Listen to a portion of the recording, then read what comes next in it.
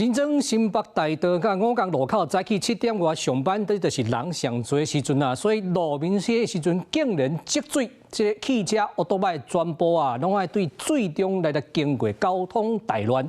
原来是边啊，这个天桥的工地啊，挖地基啊，去挖破自来水管。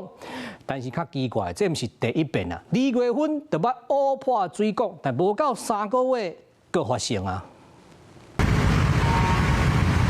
规排奥多麦落来单车红灯，沿个车路拢是黄土水，被输是满楼，因过半日啊才悬。起诉将车速放后班倒啊骑过，水喷甲规身躯垃圾地落，沿个上班特别低倒啊，也是硬壳甲骑过。 也有坐公车上班的人，看到车路变游泳池，规条路塌，本地上班干那10分钟，硬拖到50多分，佫也未到。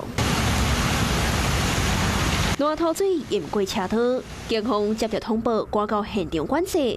今仔日早起7点多，新北市新庄国港路甲新北大道口，机场捷运新北产业园区站边仔天桥的工地施工出错。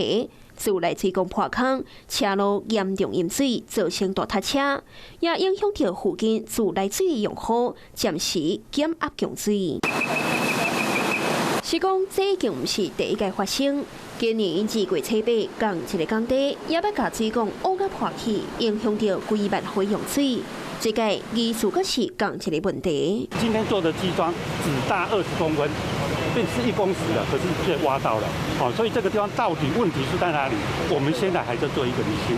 强调2月发生后，已经有请自来水公司经线动作，工程方面要做雷达的比测，以及试挖80公分深，拢无够样。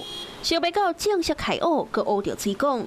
这到底是倒一个方面出差错，也搁咧调查。第一个动作，先做一个供水的调配，让产业园区里面的用水户不至于没有水。新北产业园区站的附近，除了有工业区，也是往回新庄甲5个月重要道路。